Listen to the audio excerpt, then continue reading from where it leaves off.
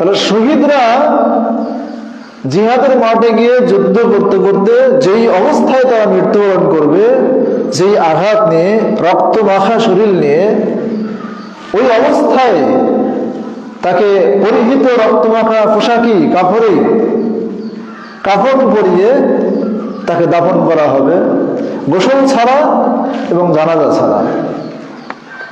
এটা হচ্ছে সহিহ হাদিস দ্বারা প্রমাণিত বিষয়। এটা শহীদদের ফজিলত যে শহীদরা যখন কাল কিয়ামতের দিনে উঠবে, তাদের ওই রক্তমাখা পোশাক আশাক, তাদের ক্ষত জখম, এগুলি মহান আল্লাহর নিকটে সাক্ষী যে এরা আল্লাহর পথে যুদ্ধ জিহাদ করে শাহাদা বরণ করেছে। ওই অবস্থায় তাদেরকে উঠানো হবে। আল্লাহু আকবার। তো এই যে মানে বিষয়টি, তাহলে ফরজ গোসল হয়ে থাকলেও তার গোসল কি নয়? ফরজ নয়। যদিও ফেরেশতারা হানজালার লাশ ধৌত করিয়েছিলেন, বাকিরা হয়তো তাদের উপর গোসল ফরজ ছিল না। এটা তার কারামত, কারামতে আউলিয়া। আল্লাহ সুবহানাহু ওয়া তাআলার বিশেষ কিছু বান্দাদের তিনি এরকম কারামত ঘটিয়ে থাকেন কিছু কিছু বান্দাদের ক্ষেত্রে।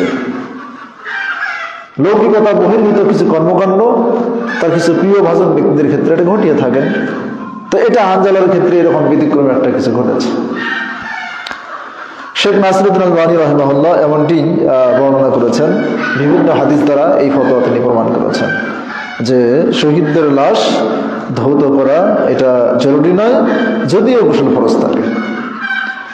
সম্মানিত উপস্থিতি, তো বলছিলাম রাসূল সাল্লাল্লাহু আলাইহি সাল্লামকে বলা হলো তুমি সকল অপবিত্রতা থেকে মুক্ত থাকো আর তুমি তোমার পোশাক পবিত্র করো। তাই আমরা পোশাক পবিত্র করি, আমরা দেহের পবিত্রতা অর্জন করি, কিন্তু দেহের পবিত্রতা এবং পোশাকের পবিত্রতা, এই দৃশ্যমান পবিত্রতা অর্জন করার পূর্বে শিরক এবং কুফরের যে পবিত্রতা আছে, ওগুলো থেকে যে মুক্ত হওয়ার বিষয় আছে, এইটা আমরা গুরুত্ব দিই না। সম্মানিত উপস্থিতি, এটাকে বলা হয় নাজাসাতে ইতিকাদি। এখান থেকে পবিত্রতা অর্জন করলে তার নাম তাহারাতে ইতিকাদি, আকীদাগত পবিত্রতা অর্জন। আল্লাহ সুবহানাহু ওয়া তাআলা পবিত্র কোরআনে কারিমে বলছেন ইন্নামাল মুশরিকুনা নাজাসুন, মুশরিকরা হলো অপবিত্র, সুতরাং তারা যেন মসজিদে হারামের নিকটবর্তী না হয়। তো মুশরিকরা অপবিত্র বলতে তাদের গায়ের সাথে গা লাগানো যাবে না, তাদের হাতের কি তৈরি কোনো খাবার কি খাওয়াই যাবে না, এটা বোঝানো হয়েছে। তাদের শরীরের সাথে কাপড় টাচ লাগলে এটাকে ধরতে করতে হবে না, বিষয়টা এরকম না। এটাও আহলুস সুন্নাহ ওয়াল জামাতের আকীদা। দেহগত দিক থেকে, শরীরগত দিক থেকে যে আকীদা, যে তাদের শরীরের সাথে শরীর যদি আমাদের লেগে যায়, এটা আমরা অপবিত্র হব না, এবং স্বাভাবিকভাবে পবিত্রতার মধ্যেই তারা আছে। মুমিন যেই পবিত্রতা অর্জন করেছে সে সেই পবিত্রতা অর্জন করেনি। তারা যখন প্রসাব পায়খানা করে তারাও কিন্তু শৌচকার্য করে, পোশাক অপবিত্র মানে ময়লা হলে তারা সেগুলি পরিষ্কার করে। এই দৃশ্যমান পরিষ্কার পরিচ্ছন্নতা তারা অর্জন করে, শরীরী পবিত্রতা তারা অর্জন করে না। আর ইতিকাদি পবিত্রতা যেটা, সেটাও তারা অর্জন করে না। যেমন ফরজ পবিত্রতা, সুন্নাত পবিত্রতা, ওয়াজিব পবিত্রতা, এগুলি তারা অর্জন করে না, কারণ ওটা তো ঈমান গ্রহণ করার পরে আসবে। কিন্তু স্বাভাবিকভাবে বিড়ালের শরীর পবিত্র। রাসূল সাল্লাল্লাহু আলাইহি ওয়াসাল্লাম বলছেন, যখন তাকে প্রশ্ন করা হয়েছিল বিড়ালের ঝুঁটা নিয়ে, যে বিড়াল যদি কোনো পাত্রে মুখ দেয়, কোনো খাবারের পাত্রে, সেটা কি করা হবে?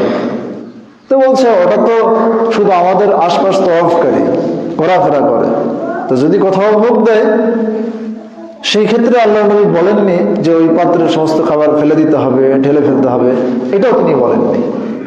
যেমন কুকুরের ক্ষেত্রে বলা হয়েছে যে কুকুর যে পাত্রে মুখ দিবে সেই খাবার তো ফেলে দিতেই হবে, ওই পাত্রকে 7 বার ধৌত করতে হবে, সর্বশেষ বার মাটি দিয়ে ঘষে ওটাকে ধৌত করতে হবে।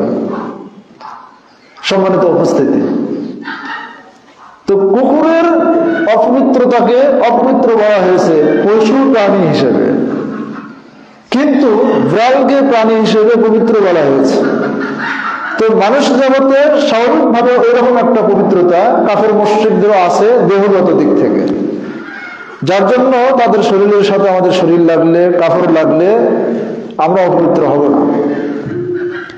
এবং তাদের হাতে তৈরি খাবার যদি আল্লাহর নামে জমা করার মতো কোনো প্রাণীর বিষয় না হয়, অর্থাৎ কোনো গোস্ত যদি না হয়,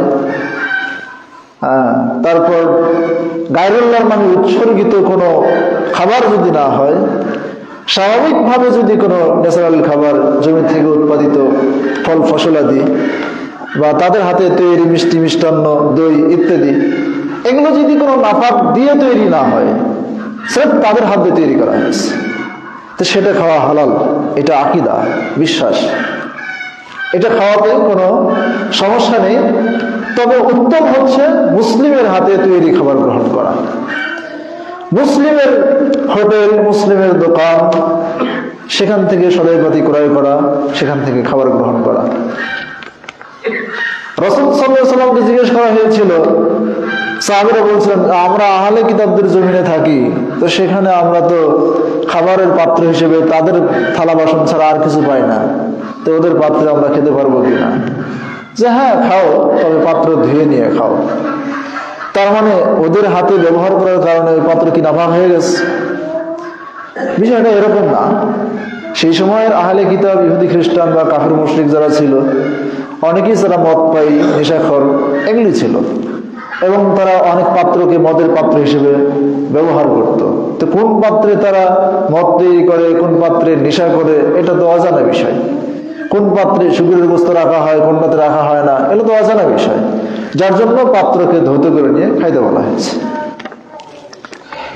কিন্তু আমরা যদি জানি যে এটা মদের পাত্র নয়, এটা পরিষ্কার পরিচ্ছন্ন পাত্র, খই চিরামুড়ি তাদের হাতে তৈরি, বাজারে বিক্রি করা হয়, এগুলো খাইতে কোনো সমস্যা নাই। তো এইটা একটা ক্লিয়ার করা হলো বিষয়টাকে, এগুলো গুরুত্বপূর্ণ বিষয়। তো এরপরে এগুলো নিয়ে অনেক সময় মুসলমানরা খুব হেজিটেশন ফিল করে এবং সংকীর্ণতার মতো ভোগে, যে এটা আবার জায়েজ হবে কিনা, এটা নাজায়েজ কিনা। অবশ্যই জায়েজ মাসলা থাকার পরেও তাদেরটা বর্জন করে মুসলমানদেরটা গ্রহণ করা উত্তম। যদি সেটা কষ্টের মধ্যে আপনাকে ফেলে দেয়, সংকীর্ণতার মধ্যে ফেলে দেয়, এই সংকীর্ণতাকে উঠিয়ে দেওয়া হয়েছে, এমনটা যেন না হয়। সম্মানিত উপস্থিতি, তাহলে আমরা বুঝলাম যে দুই ধরনের পবিত্রতা আছে। একটা হলো বিশ্বাসগত পবিত্রতা, আর একটা হলো শরীরী পবিত্রতা, যেটা দৃশ্যমান, ওযু গোসল বা তায়াম্মুমের মাধ্যমে। তো আমরা যারা এখানে আছি, আমরা তো ওযু ঠিক হলো কি না, ফরজ গোসল ঠিক হলো কি না, এই বিষয়ে আমরা খুব গুরুত্ব দিই। হ্যাঁ, জোরালো গুরুত্ব আমাদের আছে। আমরা কোনো সময় ধরেই বসে, এই তুমি কি ফরজ গোসলের নিয়ম জানো? তারপরেও দেখা যায় যে অনেককে জিজ্ঞেস করলে তারা পারে না, অধিকাংশই হয়তো এই নিয়ম জানে না। মহিলাদের পবিত্রতার মাসালায় প্রচুর জ্ঞানের অভাব আছে। তাদের কখন ঋতুস্রাব শুরু হচ্ছে, কোন সময় বন্ধ হচ্ছে, বন্ধ হয়ে গেলে মানে কতটুকু সময়, সূর্য ওঠার আগে বন্ধ হচ্ছে নাকি সূর্য ডোবার আগে বন্ধ হচ্ছে, সেই সময় কয় ওয়াক্ত সালাত তারা পড়বে, জোহর আসর একসাথে জমা করে পড়বে, মাগরিব এশা একসাথে জমা করে পড়বে কিনা, এই মাসলাগুলো কিন্তু তাদের অনেকেরই জানা নাই। এই বিষয়ে শরীয়তের অনেক গভীর নির্দেশনা আছে, শুধু আমাদের দৃশ্যমান পবিত্রতার ক্ষেত্রে। আর এর চেয়ে যেটা বড় অপবিত্রতা, যেটা বিশ্বাসগত অপবিত্রতা, সেখান থেকে পবিত্রতা আর মাসলা তো সর্বাগ্রে প্রাধান্য দিতে হবে। অথচ আমরা যেভাবে ওযু গোসলের প্রয়োজন মনে করি, এটা যেভাবে গুরুত্ব দেই, ওইভাবে কি আমরা কুফরি থেকে মুক্ত হওয়া, শিরক থেকে মুক্ত হওয়া, তাগুত থেকে মুক্ত হওয়া, নিফাক থেকে মুক্ত হওয়া, জাহেলিয়াত থেকে মুক্ত হওয়া, নওয়াকিজুল ইসলাম, নওয়াকিজুল ঈমান, ঈমান ইসলাম বিধ্বংসী বিভিন্ন বিষয় থেকে মুক্ত হওয়ার এই বিষয়গুলোকে আমরা ওইভাবে গুরুত্ব দিই, প্রাধান্য দিই আমরা? কেন? কেন এই ছোট বিষয় নিয়ে এত গুরুত্ব দিলেন? যেই বিষয় নিয়ে হানজালা রাদিয়াল্লাহু তাআলা আনহু গুরুত্ব দিলেন না, তিনি সেখান থেকে চলে গেলেন। সম্ভবত আব্দুল্লাহ বিন রওহা, তিনি নববিবাহিত, বাসর রাত্রি যাপন করতে গিয়ে সেখান থেকে তিনি চলে গিয়েছিলেন যুদ্ধের ময়দানে। তো সাহাবীদের কাছে তো এই দ্বিতীয় নম্বরের পবিত্রতা যেটা, সেটা তাদের কাছে যতটা গুরুত্ব ছিল তার চেয়ে অনেক গুরুত্বপূর্ণ বিষয় ছিল শিরকের অপবিত্রতা দূর করা। ঈমান ইসলাম গ্রহণ করার পরেও, গোসল ফরজ জানার পরেও এই ফরজকে পালন করতে গিয়ে যদি শিরকের পবিত্রতা, অপবিত্রতা, নোংরামি দূর করা দেরি হয়ে যায়, ওই অপবিত্রতা যদি থেকে যায় জমিনে, তাহলে এই পবিত্রতার কি নাম আছে? তাই তারা এখন ভুলেই গেলেন না, ওই অবস্থায় চলে গেলেন। যাও আগে শিরক আর কুফর, জাহিলিয়াত, ইসলাম এবং কুফরের যে দ্বন্দ্ব সংঘাত, সেই সংঘাতে ওই বড় পবিত্রতাকে দূর করতে হবে, এটাই আগে প্রয়োজন। তাই তারা ছোটটা নিয়ে বড়টাকে দূর করতে চলে গেলেন। সম্মানিত উপস্থিতি, আর আমরা কি করতেছি? আমরা বড়টা জানার ক্ষেত্রে গুরুত্বই নাই, কোনো গুরুত্ব নাই। আমি আপনাকে ছোট করে দেখাচ্ছি না যে ঈমান ইসলাম গ্রহণ করার পরে একজন মুসলিমের উপরে গোসল ফরজ হলে এটা আদায় করতে মানে কম গুরুত্ব দেখাচ্ছি, সেটা না। অবশ্যই এটা ফরজ, এটা একটা আমানত, যে বিষয়ে আমি অনেক লেখালেখি এখানে আছে, কিন্তু সময়ের অভাবে হয়তো কতটুকু বলতে পারবো জানি না।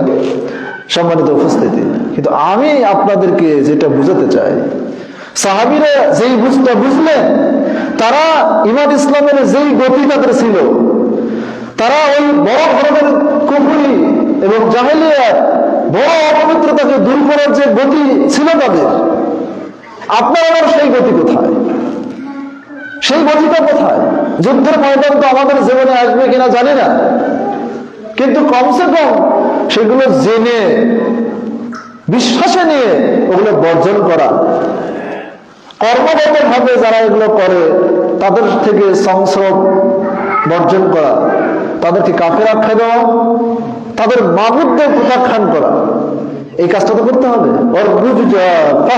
আল্লাহ বলছেন, হে নবী, আপনি যাবতীয় অপবিত্রতা, নোংরামি থেকে আপনি হিজরত করুন, পরিত্যাগ করুন। মূর্তির অপবিত্রতা, শিরকের অপবিত্রতা, কুফরির অপবিত্রতা। আজকে আধুনিক মূর্তিগুলো কি? এই সময়ের সবচেয়ে বড় বড় মূর্তি, যেই মূর্তিগুলোর পুজো নামধারী মুসলমানরা করতেছে। মুশরিকরা তো দৃশ্যমান মূর্তির পূজা করতেছে, ওরা যেটা হাত দিয়ে কাদো ছেনে ওদের হাতে গড়া মাবুদের পূজা করতে আসে, ওটা দেখা যায়। ওটা হলো কায়াযুক্ত, অবয়ব বিশিষ্ট। আর মুসলমানরা যেই মূর্তির পূজা করে সেটা কায়াবিহীন, আকৃতিবিহীন, সেটা মানে দেখা যায় না। সেই সব মূর্তির মধ্যে অন্যতম বড় বড় শ্রেষ্ঠতম মূর্তি হলো, একটা হলো ওয়াতান, দেশ পূজা, আল ওয়াতানিয়া, যেটাকে ন্যাশনালিজম বলা হয়, জাতীয়তাবাদ। হিন্দু মুসলিম যে যেই হও সেটা দেখার বিষয় নয়, দেশ আমার, দেশ সবার। সবাইকে দেশ পূজা করতে হবে। দেশের জন্য লড়বো, দেশের জন্য মরবো। দেশের হাওয়া বাতাস, পানি মাটি এগুলো রক্ষা করা তোমার আমার ফরজ দায়িত্ব। দেশের সাথে ইসলামের ব্যাপার সংযুক্ত থাক অথবা না থাক।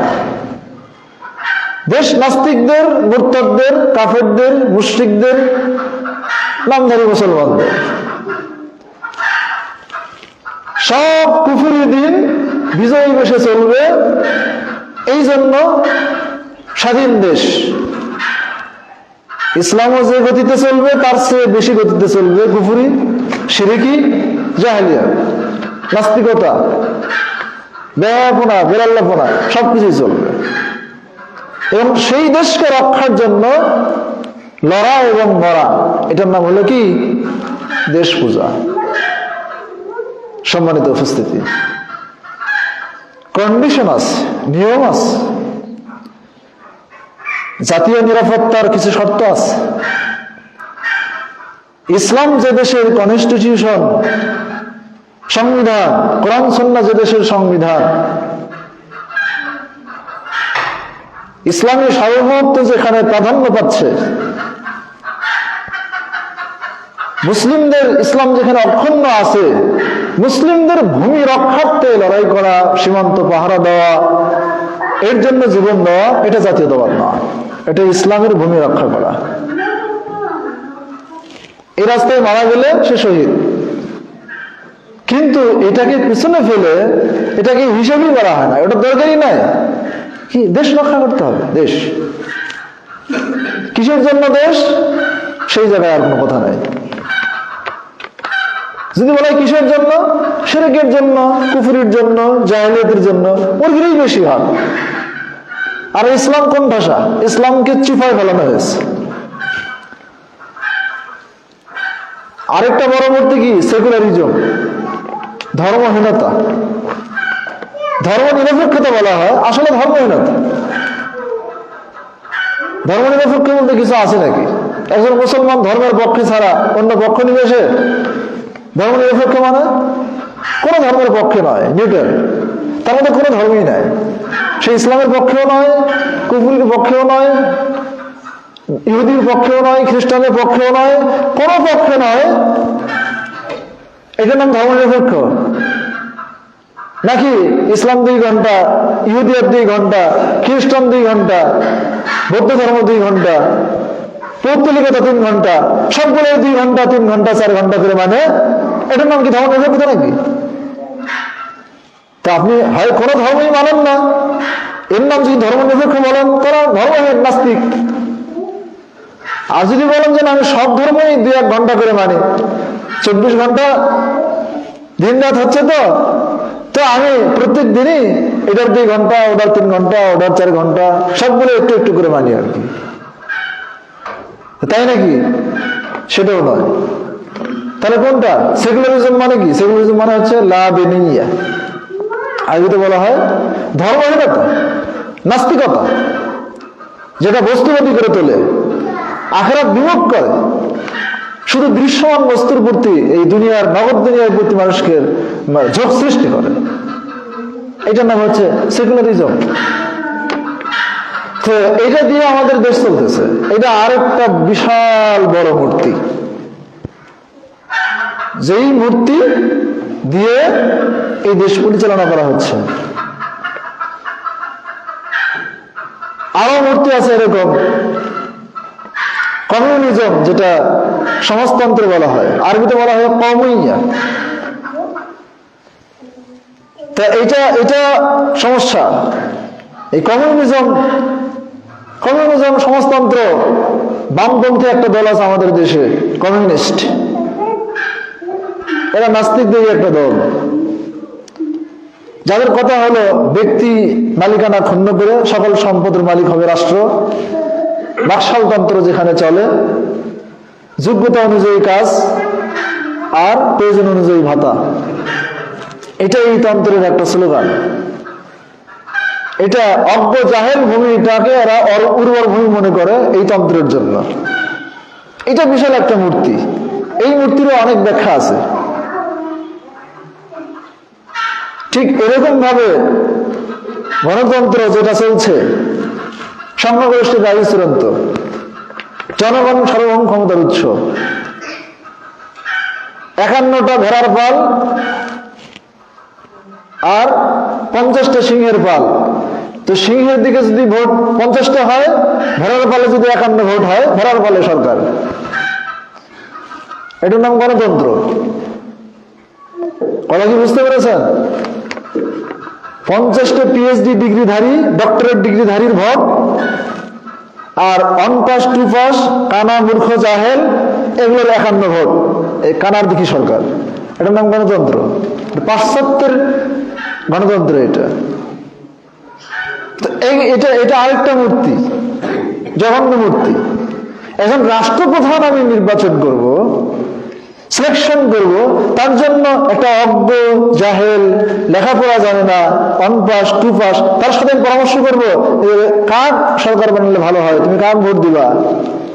নাকি এটার জন্য জ্ঞানী গুণীজন যারা আছে, যারা শরীয়ত বিশেষজ্ঞ, সবচাইতে বড় আলেম এদেশে শীর্ষস্থানীয় ব্যক্তি, যারা কোরআন এবং সুন্নাহ সালাফে সালিহিল মাসলাক মানহাজ অনুসরণ করে চলছেন এবং এই বিষয়ে পারদর্শী বিদ্বান যারা, তাদের পরামর্শের আলোকে সরকার গঠিত হবে। তারা করে এই নাদানের পালগুলোর সাথে পরামর্শ করে যারা সরকার নির্বাচন করে, এই তন্ত্রের নাম হচ্ছে গণতন্ত্র। নোংরাতন্ত্র, ডাস্টবিনে নিক্ষেপযোগ্য একটা পচতন্ত্রের নাম হচ্ছে এই তন্ত্র। এটা একটা মূর্তি, এই মূর্তির পূজা চলছে, জাতীয়তাবাদের পূজাও চলছে, ন্যাশনালিজমের পূজাও চলছে, কমিউনিজম সমাজতন্ত্রের পূজাও চলছে, এগুলি সবই চলছে। লিবারালিজম, উদারতাবাদ, উদারপন্থী, হ্যাঁ, সবকিছুই মেনে নেওয়া, কোনটার প্রতি মানে রুক্ষ না হওয়া, সব বরদাস্ত করার মতো একটা থাকতে হবে। এই যে লিবারালিজম, অতি উদার, অতি উদার, এগুলো হচ্ছে বড় বড় মূর্তি। তো এই মূর্তির অপবিত্রতা থেকে বর্তমান পবিত্রতা অর্জন করা প্রত্যেকটা ইমানের দাবিদার, ইসলামের দাবিদার মুসলমানের জন্য ফরজ। কই সেই এলেমও নাই, সেই জ্ঞান চর্চাও নাই, এগুলি মূর্তি নয়। এই সময়ের ওই হিন্দুদের হাতে গড়া দৃশ্যমান ওই কাদা দিয়ে তৈরি যে মূর্তি, হচ্ছে বড় বড় মূর্তি, এই গণতন্ত্র, সমাজতন্ত্র, ন্যাশনালিজম, জাতীয়তাবাদ, এগুলো হচ্ছে বড় বড় মূর্তি। সম্মানিত উপস্থিতি, আল্লাহ সুবহানাহু ওয়া তাআলা আমাদেরকে এই মূর্তিগুলো থেকে পবিত্রতা অর্জন করে এবং যাবতীয় দৃশ্যমান যত মূর্তি আছে সেগুলো ত্যাগ করে, তাবিজ কবজ, কুসংস্কার, এগুলো সব বর্জন করে, পাশাপাশি যে শরীর পবিত্রতা আছে সেটাও অর্জন করে আমাদের ঈমানকে যেন আল্লাহ তাআলা পরিপূর্ণ করার তৌফিক দান করেন। আল্লাহুম্মা আমিন।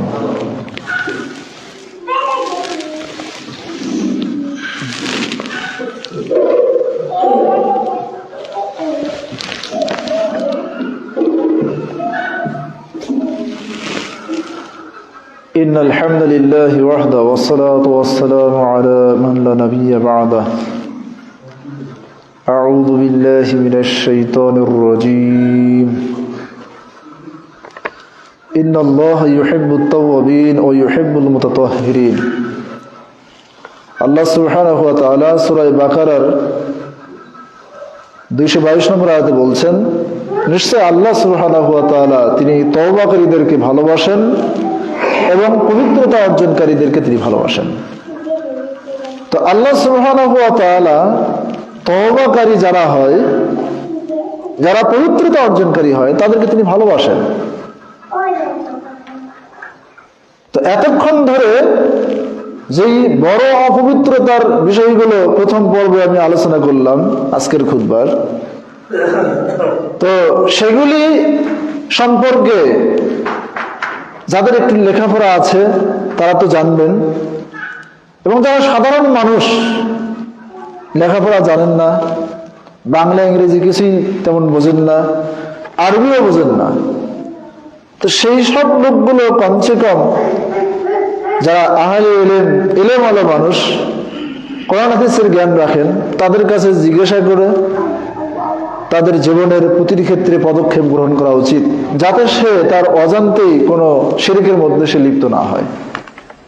সেটা যে কোনো ক্ষেত্রে হোক না কেন, নির্বাচনের ক্ষেত্রেই হোক, দেশের কোনো মতবাদের সাথে একত্রতা ঘোষণা করার ক্ষেত্রেই হোক, সকল ক্ষেত্রে তারা আলেম ওলামার সাথে পরামর্শ করবে।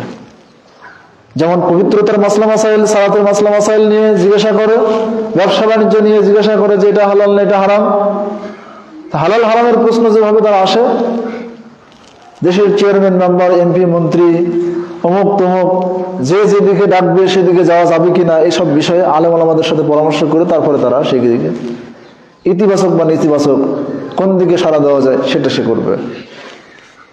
সম্মানিত উপস্থিতি, শিফাউল ইয়াসওয়াল, একটা হাদিস আসছে যে অজ্ঞের চিকিৎসা হলো প্রশ্ন করা, জিজ্ঞাসা করা। যদিও হাদিসটার সনদে একটু দুর্বলতা আছে, কিন্তু এটা তো একটা গুরুত্বপূর্ণ কথা। শাইখুল ইসলাম ইবনে তাইমিয়া রাহিমাহুল্লাহ তিনি এই অর্জনের স্তর বর্ণনা করেছেন মিফতাহু দারিস সাআদা, তার লিখিত একটা গ্রন্থ মিফতাহু দারিস সাআদা। সৌভাগ্যময় ঘরের চাবিকাঠি, এই গ্রন্থটার মধ্যে তিনি ইলম অর্জনের 6টা স্তর বর্ণনা করেছেন। তার মধ্যে প্রথম স্তরে নিয়ে আসছেন হচ্ছে যে উত্তমভাবে প্রশ্ন করা। আর উত্তমভাবে প্রশ্ন করা এটা জ্ঞানের অর্ধেক। নিজের অজ্ঞতা জাহিলিয়াত থেকে মুক্ত হওয়ার জন্য, নিজেকে কিছু জানার মানে শেখার জন্য, বোঝার জন্য আলেমকে, একজন পারদর্শী ব্যক্তিকে আপনি জিজ্ঞাসা করবেন। আমি বৈষয়িক বিষয়ের ক্ষেত্রেও জিজ্ঞাসা করি। মোবাইলের কোনো, প্রত্যেকের হাতে হাতে দেখা যায় বাটন সেট মোবাইল আছে, কমসে কম এটা আছে। অ্যান্ড্রয়েড সেট তো যুব সমাজের মধ্যে বেশি আছে, মুরব্বীদের মধ্যে বেশি ভাগ থাকে ওই ছোট সেট। তো কোনো কারণবশত যদি চালাতে না পারে, সমস্যা হয়ে যায়, তখন যে পারে তাকে বলে, এটা কি হলে দেখো তো, এটা ঠিক করে দাও, বা আমি কিভাবে কল দেব, কিভাবে মিস কল আসলে আমি বুঝবো, কিভাবে কল ব্যাক করতে হয়, অথবা কিভাবে টাকা বিকাশ করতে হয়।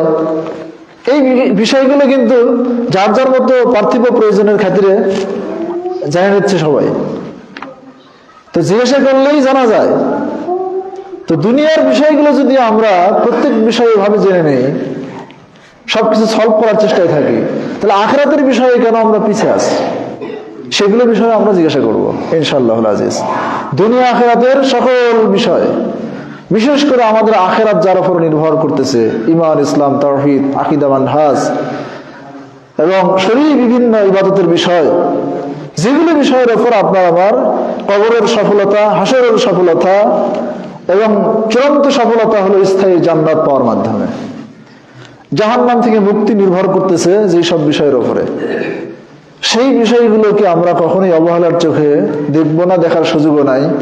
সর্বোচ্চ গুরুত্ব দিতে হবে। আল্লাহ সুবহানাহু ওয়া তাআলা আমাদেরকে, যারা জ্ঞানী, যারা জানেন, তাদের কাছে প্রত্যেকটা বিষয়ে জেনে নিয়ে আমল করার তৌফিক দান করুন। আল্লাহুম্মা আমিন। এইগুলো আজকের সংক্ষিপ্ত আলোচনা এখানে শেষ করছি। আল্লাহুম্মা সাল্লি আলা মুহাম্মাদিন।